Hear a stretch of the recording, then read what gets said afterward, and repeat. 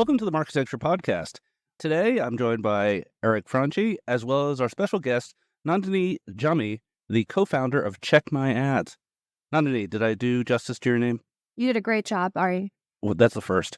So, just some quick housekeeping. First of all, you can now follow Marketecture TV on Threads, the new app from Instagram. We signed up yesterday. We have 0 followers. You can be our first. Secondly, as always, if you're interested in advertising on this podcast, just email me, Ari at Marketecture TV. All right, Nandini, we have a following of this podcast of thousands of ad tech professionals. Some of them may not like you very much. Some of them may follow you on Twitter. Some may be scared to follow you on Twitter. Tell me how you got involved in this. What does Check My Ads do? And should people be scared of you? Wow, what an intro. I ask myself every day, how did I get here? Oh, let me start simple. What does Check My Ads do? So Check My Ads is the ad tech watchdog, and our current mission is to dismantle the disinformation economy. How do you feel about that, Ari? I feel great about that. Okay. That sounds like a great mission. I'm all for it. I'm going to donate. It's a nonprofit. Let's start there. Is that correct?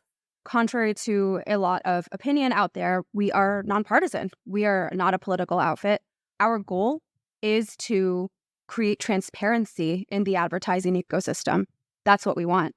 I know that when you sent over the notes for what we wanted to talk about today, you had us down as a consultancy, and that's also something that, well, we were running a consultancy, I guess 3 years ago now. We launched a consultancy because I was working on Sleeping Giant. Well, let me just back up real quick. Okay. I was a marketing manager for various tech startups, for like various B2B tech startups. That was like my career prior to this. And I co-founded Sleeping Giants, the campaign best known for demonetizing Breitbart. And I was working on that as a side gig for many years. And I wasn't getting paid for it. So I was also like working full-time as like my full-time job.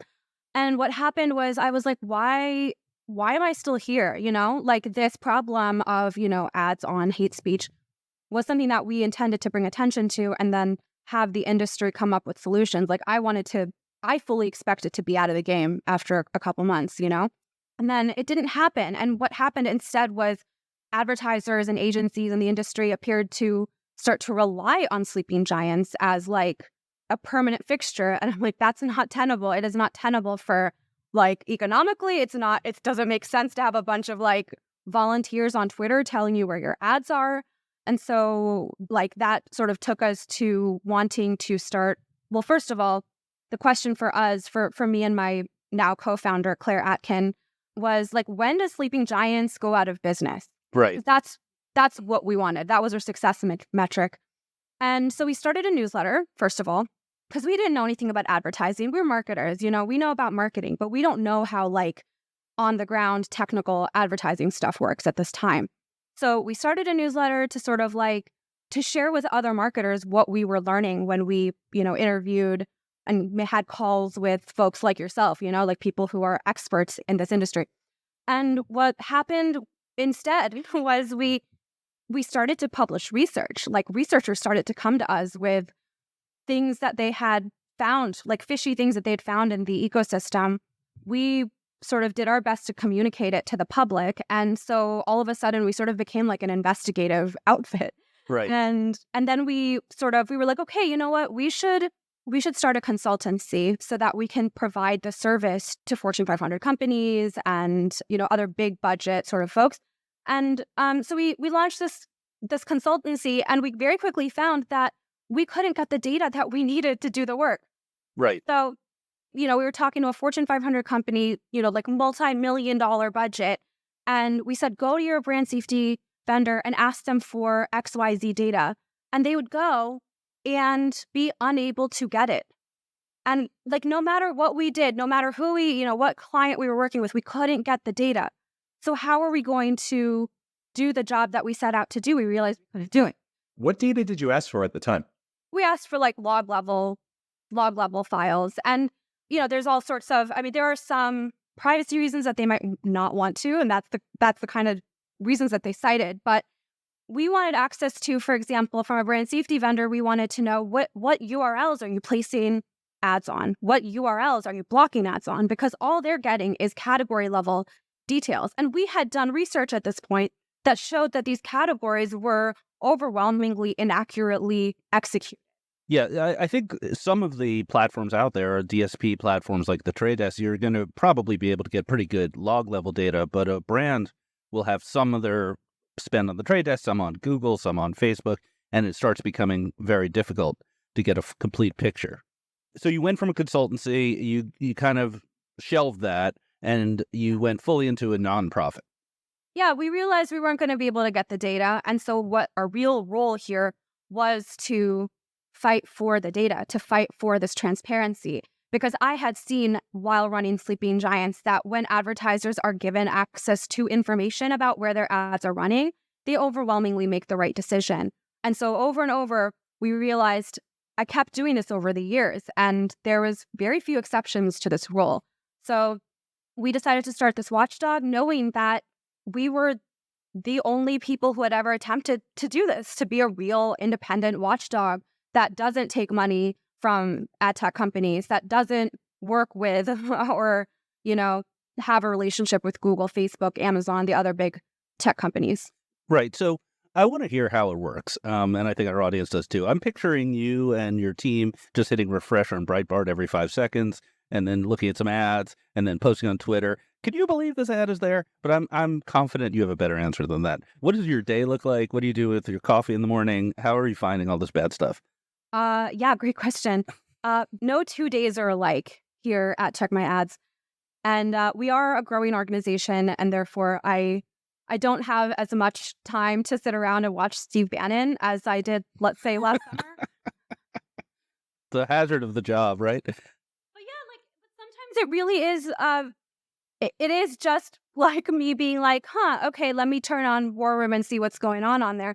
I mean, it was only like last summer, I have like a Roku TV downstairs, and I learned from a coworker that who was watching War Room on their TV that was a Samsung, that there was different ads on Samsung and Roku. Like, I'm not Right. that much of an expert on ads. I'm still learning every day. So it was a surprise to me. And I was like, wow, okay. So I went out and bought a Samsung, and so now I have a Samsung, an LG, and a Roku. And like last summer, I watched War Room on all these different TVs. I had them all going, and like, what ads am I going to find? And it was just like a little project that kind of took over my life. And So you are just hitting refresh on Breitbart until you find an ad. it's not, yeah, okay. So sometimes, yeah, it is sometimes like that. But other times it's, I fall into a lot of rabbit holes. I'm a bit of an obsessive researcher. So I will just be on something catches my attention, and then I want to check it out. A lot of the time is spent in, looking at people's sellers.jsons, ads.txt, looking for patterns or companies that look strange to me. Like what? Why don't you walk us through a case study? Like you saw an ad from a brand, and then what? I'm not looking as much at ads these days. I'm looking at systems. Okay. I would say that's the big difference between Sleeping Giants and Check My Ads. At Sleeping Giants, Sleeping Giants also reflected our understanding of advertising at that time. It was like, okay, the ad is on the website, so that means they're making money from that brand. But what I know now, and I'm sure that your audience also knows, is that it's not a issue of the ad being on the website. It is the fact that the pipeline exists and can funnel money to organizations that are like bad actors. And so one thing that we have used through our knowledge and our research, and people smarter than us telling us, is we've shifted our focus from asking advertisers to block a domain to removing seller accounts. And we have been overwhelmingly successful at that, because what we have been able to prove over time is that seller accounts are often mislabeled as dark pools. We can talk about that. 2, we found that when you have access to a seller account, you can engage in shenanigans like having a bad website and then having like a nice little content firm that doesn't trigger any brand safety vendors. They essentially subsidize the bad content with the good content, and everybody's happy except for the advertiser. And one of the big, I'll just add one more thing. One of the big things that we aim to change in the ad industry is the definition of brand safety, which in the industry today is understood as an adjacency issue. Oh, I don't want my ad appearing next to the bad content. No. That's not the problem we're solving for here. The problem we're solving for is why is Breitbart still getting access to ad dollars after they have been blocked and after your ads have all been blocked from appearing on that content? So you partly answered the question that I've been thinking about, which is so Double Verified was founded in 2008, largely on the basis to address brand safety issues, which have been, an issue in internet advertising, digital advertising since the beginning, right? So Double Verified 2008. I was just doing a little bit of Googling before and pulled up an article from March of 2017. The title is Chase had ads on 400,000 sites, then on just 5,000. Same results. And today, right, 2023, we're still dealing with all of these issues. So my question to you, which again, you sort of partly answered, is like, why after 15 years of, seemingly successful technology companies that were built to address this, are we seeing the same stuff happen over and over again? It's like insane. That's the eternal question, isn't it? Right?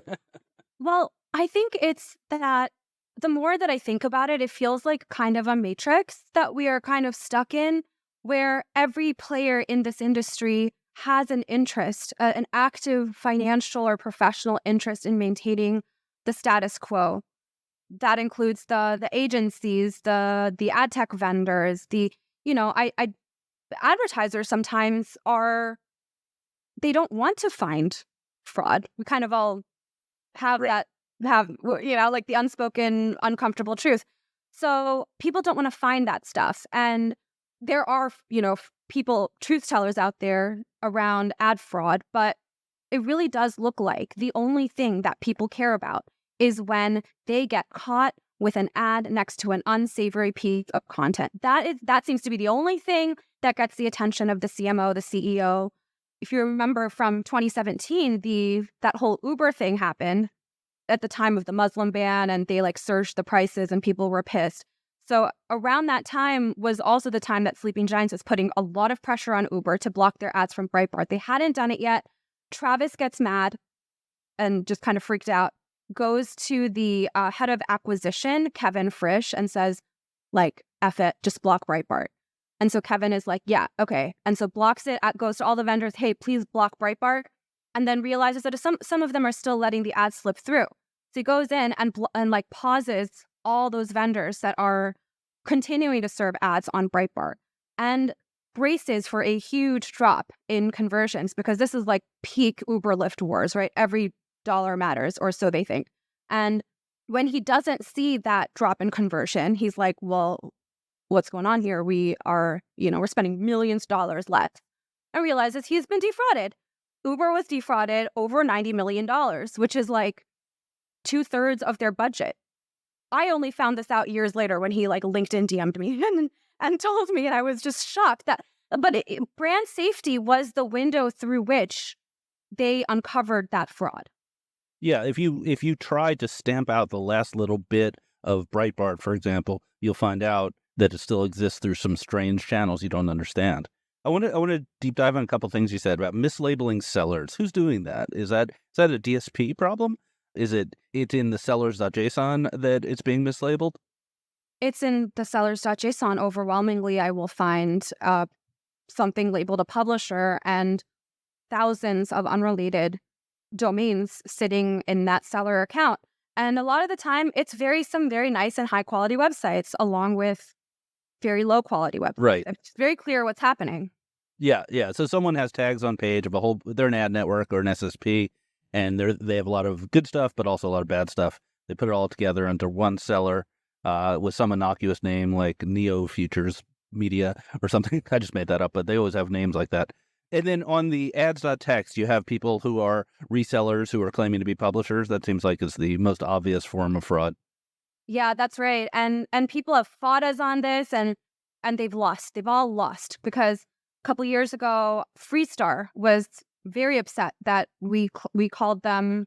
I don't remember what I called them, to be honest. But I call a lot of people a lot of names, but they were working with Dan Bongino and Tim Pool. These are two of the insurrectionists that we were targeting. And so I went to Freestar and I said, y'all are not using your ads.txt properly. You're claiming Dan Bongino as a publisher and you are an intermediary. And I called them a dark pool sales house. That's what I called them. Yep. They were very upset about that and they threatened to sue and said, take it back. And we said, no, I'm looking right here at the ads.txt protocol that clearly says you have mislabeled your accounts. And they backed off. They never sued us and they dropped Bongino and Tim Pool. So you tell me. Okay, you brought up Dan Bongino. So he really doesn't like you. You two have a real beef. Yeah, I know. But it's kind of, I find it a little bit amusing just how fierce this dislike is. What's the history there? I didn't even think about this guy. But what happened was in 2021, I tweeted at Warby Parker that their ads were on Ben Shapiro's Daily Wire. And they immediately blocked confirmed that they were blocking it. It was an unintentional ad placement.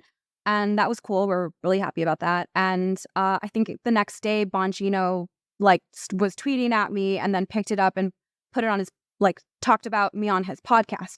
And I am not one to back down. And so I sort of replied to him about that. And then it just turned into a beef. And what I think is that someone like him needs content and villains to keep his little disinfo narrative going. He needs it's fodder for advertising, right? It's content, which he can then monetize.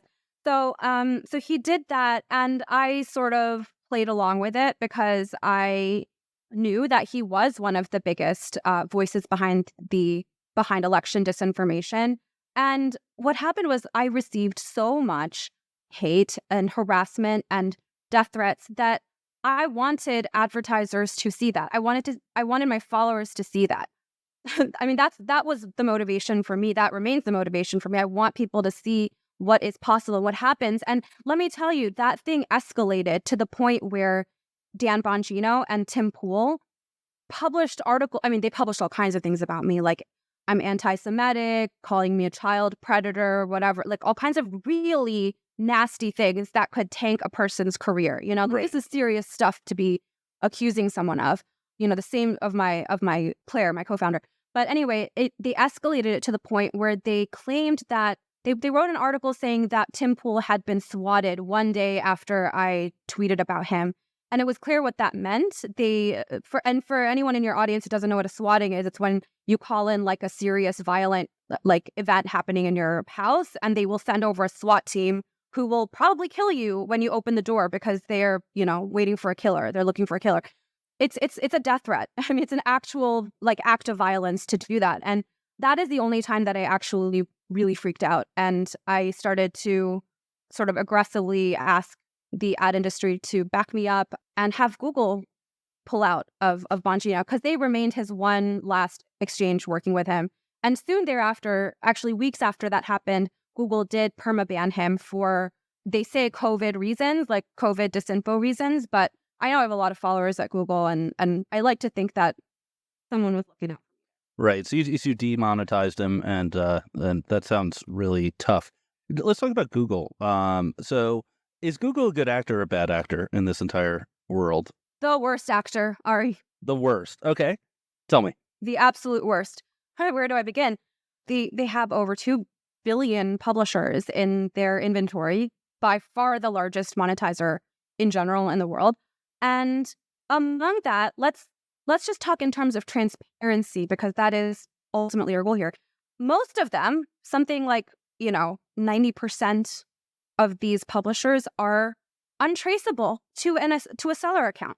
That's unbelievable. So we only have access to a small handful of those seller accounts. And of those seller accounts that we do have access to, most of them don't give you company or domain information.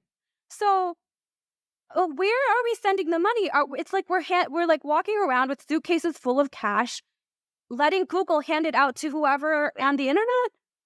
And how do we not think that is like the root of all of our problems? How is anyone in this industry talking about transparency when we literally don't? Nobody's asking for seller account information. Right. Google claims, so here's Google's claim, which is that they don't even run an exchange. They run an ad server called GAM, and it's up to the publisher to determine if they want to tell the rest of the industry who they are, and that Google is just an intermediary. That is that's why they got rid of the name AdX. It doesn't exist. There is no exchange. It's authorized buyers, because the buyers transact with the sellers. They don't even exist. That's their point of view, which I think is absurd. It's comical. I mean, hey, if I was working for Google, that's what I would come up with too. Oh, we're just the pipeline. We just run GAM. We just run some technology, blah, blah, blah. Yeah, that's what they've been saying for years, and that's what we've been working to demolish over time. If you recall, in 2016, when we started this work, everybody in tech, and I'm not just talking advertisers, I'm talking about all software, would say we are just a software. We're just the pipeline. But since 2016, if you have noticed, I have, because I do this for a living, all of the ad exchanges and ad networks have introduced increasingly robust supply policies. And that is a direct result of advertisers asking for it because consumers are asking for it. And so that means that a company like Playwire has a supply policy that says explicitly, like under prohibited content, we do not work with individuals or organizations that attempt to overthrow. Well, that's a low bar. Which was very, very useful. Very useful, actually, when we were like, what's Charlie Kirk doing in there? Charlie Kirk sends 80 buses over to Capitol Hill for the insurrection. I mean, so you seem optimistic. Is this problem being solved, and is it solvable? Oh, absolutely. I wouldn't be here if I didn't think it was solved. I think this is the best possible position to be in at this time. I'll be honest, there's days that I'm like, nothing is happening. I'm depressed and sad. But if I look back on what has happened over the past month, or what has happened over 6 months, or over the past few years, there's a very clear trend that is working in our favor. And that trend is increased accountability, increased awareness, increased support for, like, check my ads and the things that we are fighting for. And that together has created a movement of not just consumers and the public, but people within the industry who are like working for the same goals that we are and doing what they can from their position of power and influence. And that is so meaningful to us, because that means that we're not working alone. We are working with the support of a network of people. Broadly speaking, whether it's technology companies, consultancies, agencies that you admire, that you think are doing things right, that are particularly helpful to the cause? No. All right. Then where is some of the positive momentum coming from? From people who work behind the scenes, anonymous. I can't give you names, but no, I'll tell you this. There are people within agencies who follow our work, who do their own sort of audits and research. They make requests to their vendors after seeing, stuff that we have published. And that's why every newsletter that we publish has a call to action that says, like, 2 or 3 things that you can, like, actual tangible things that you can do. So if it's like asking an advertiser asking for the, for their data, for their brand safety data, that makes a difference. If they, after we publish some of the information about like Google not releasing seller accounts, we ask people to go to their Google rep and ask for seller information. They should have access to that stuff. So I started this interview by saying that people in the ad tech community were scared of you. I do think seeing in your Twitter feed, you've been mentioned by Check My Ads as kind of the greatest fear of any ad tech executive. I want to talk a little bit about part of your strategy is public shame. Like, basically, maybe you disagree, but this is how I see it. Like, when you find someone who's doing something wrong, you call them out publicly and loudly. And I think you've gotten some criticism for that. So is that a valid technique? Is it you want to defend your modus operandi? Yeah, absolutely. We don't call out everybody in public. We actually privately, I've made it a practice to try to privately reach out first and take care of things behind the scenes. I mean, I think we work in good faith.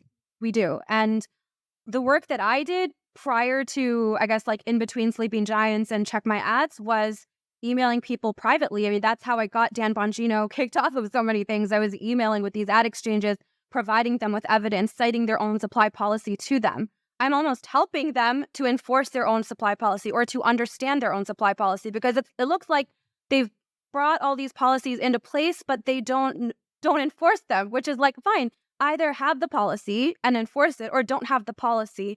And I'm like, just be honest with your advertisers about what you're doing. So in a way, I'm stress testing your policy for you for free. You're welcome. I have been on the other side of a private email DM from you on to try to work out an issue, so I can confirm that that really does happen. There was an incident like right after the Dobbs decision on abortion where you just went fully ballistic on Aaron Hoffman and Safegraph and all of his investors, some of whom are probably listening to this right now. And I'll give you my opinion, which is I think you were a little bit off base on that one because the data was aggregate. Basically, the accusation, and tell me if you disagree with this, was that you could use Safegraph to track women who are going to abortion clinics. And obviously that has a lot of really negative connotations.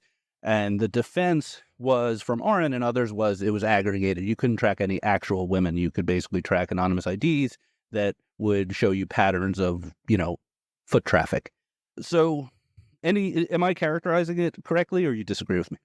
Well, that data can be de-anonymized very easily.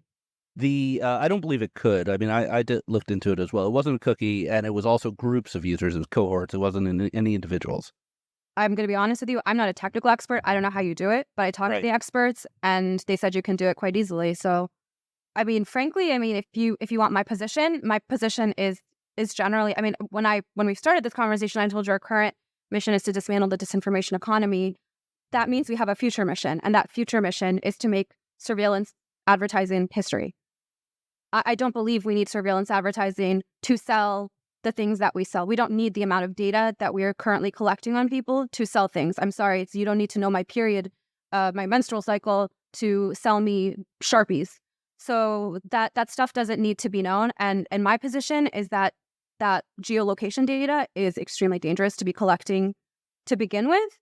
I understand that we as marketers, and particularly we as Americans, are naive to the way that geolocation data can be used and abused by when it enters the wrong hands. And that's... Okay, great. Let's take a break on that one and let's come back with the news because we have some really interesting and related stories to talk about. So interestingly, there is news that is very relevant to the rest of this conversation. So there's been a bunch of news about Google, who we were talking about earlier, and their lack of transparency on where their videos are being shown. So there was quite a bit of talk about this in last week's pod about a report in the Wall Street Journal from a security researcher showing that a large amount, debatable how much, of Google's video was not in compliance with their own standards. And then you actually tweeted about the fact that the fellow who found this, Christoph, is a medical doctor. I didn't know that. That's kind of interesting. I want to actually correct that. Turns out he's almost a medical doctor. He hasn't finished it.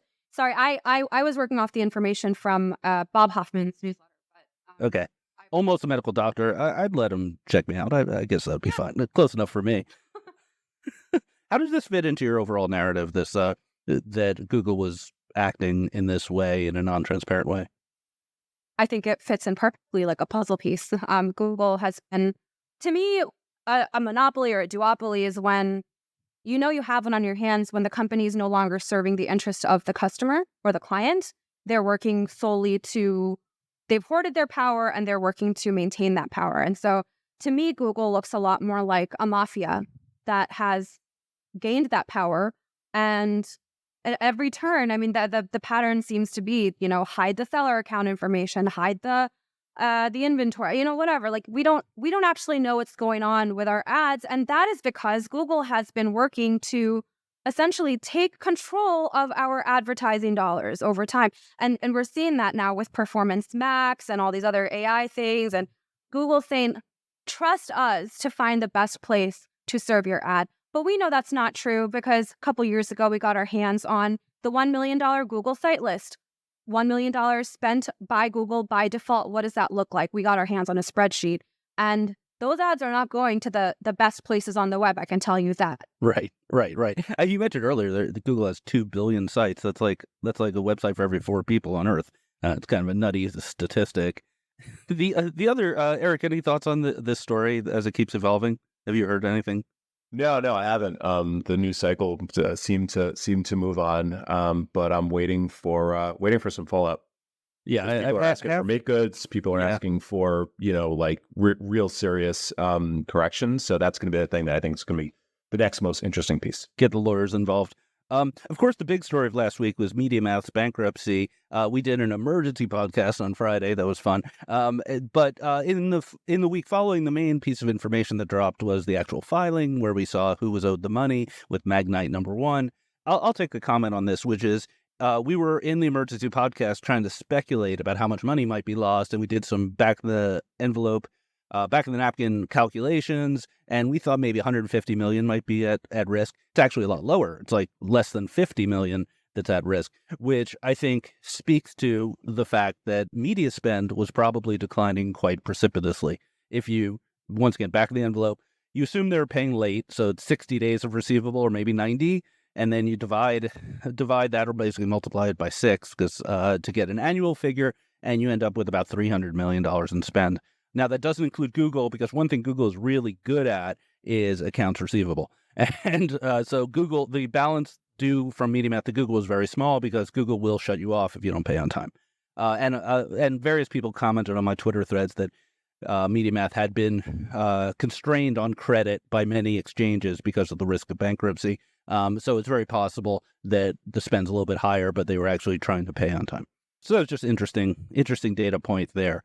So there's real impact when a platform shuts down immediately and with no notice.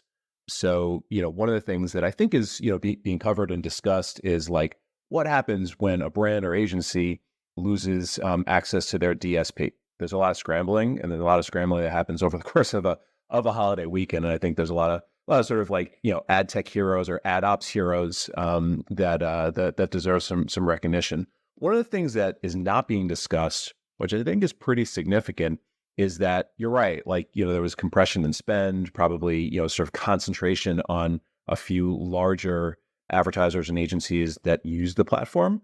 When they are shut off, there's impact not only to the supply side, but all of these other downstream providers that help make a campaign work, whether that's like an identity company, creative, so on and so forth, right? Like all of this sort of like ad tech Lumascape ecosystem that gets shut off as well. And there's real impact on like a broader set of companies than just the supply side.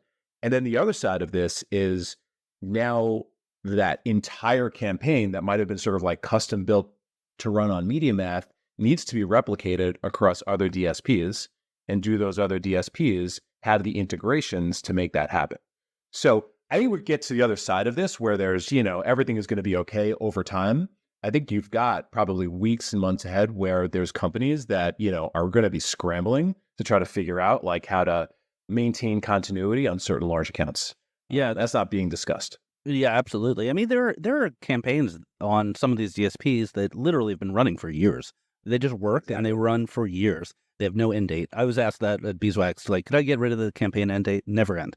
That was a feature request. It's also kind of interesting that they declared bankruptcy and shut down on June 30th. It's actually kind of the perfect day. If you had to pick a day for your DSP to go bankrupt, June 30th is the day, because a lot of campaigns end June 30th, and July 4th weekend, you don't need to run any ads, and your payables are all nice and even. Everything, June 30th at midnight, it's a beautiful time to go bankrupt. Well done. But then it's July 5th, and it's like, so hey, July 1st through July 4th, people are in hell, people are concerned, people are sort of starting to reforecast for the quarter, and then July 5th, a new work stream that you didn't anticipate begins. Yeah, absolutely, while you're on vacation. I mean, they could have gone bankrupt on November 20th and really messed people up. So the last story I think is interesting here is that a judge in Louisiana ordered that the Biden administration, or in general, the presidency, the executive branch, is not allowed to work with social media companies to stop disinformation. So the rationale in this case is effectively that it's a violation of the First Amendment for the government to tell social media what they are allowed to publish, or advise them on what they're allowed to publish. And there's a very divisive opinion with, the right-wing people cheering it, the left-wing people bemoaning it, reality somewhere in between. It's a Trump judge. Is this a good thing or a bad thing? I think it's a good thing. I'm actually I'm very against the government being involved in any matters related to disinformation. I think that is something that should be left up to the free market. It's dangerous. If you have the wrong government in power, they can abuse that. And I don't think that that's a place that we want to go to. But in this country, the free market is the most important thing. And in some ways, I could argue that the Google and Facebook and Twitter are kind of the government in the sense that they do control our daily lives and what we see in the news and so on. So I think that we should, as citizens, exercise our power as also consumers, and consumers speaking up every day about what their values are, going to these advertisers, going to these companies and telling and organizing is the way to go. All right, Eric? I wonder how much, I agree. And I have a question, maybe we can bat through. I wonder how much the Twitter files impacted this. And if the Twitter files were never released, would this even have happened? My take on that is that the Twitter files had nothing interesting in them, but what they did was kind of bring into the mainstream the day-to-day activity that was happening between various government and political leaders and the social media companies, which was a pretty robust conversation ever since the 2016 election. But I'm of two sides. I sort of agree with Nandini about this being a First Amendment issue, but I do worry about persistent disinformation through things like anti-vax and other, kind of these memes that are hard to put down, that proliferate through the social networks, and the inability seemingly to stop some of them. I will say that this exact dynamic is taking place with foreign governments. So, for example, the Modi government is a big promoter of Islamophobia and hate and a lot of bad stuff. And they have successfully gotten Twitter to drop or to block a BBC documentary that was critical of the ruling party. So we can see already what the downstream effects are. We don't want that. Yeah, well said. All right, let's close on that. So this was an awesome conversation. I really feel like I learned a lot about what you're doing and how it's all working. So thank you so much for being here. Thank you so much for having me, Ari. It was a pleasure. Eric, always fun. And remember, follow us on Threads. You'll be the first one. Thanks, everybody. Thank you for subscribing to Marketecture. New interviews are added every week at marketecture.tv and your favorite podcasting app.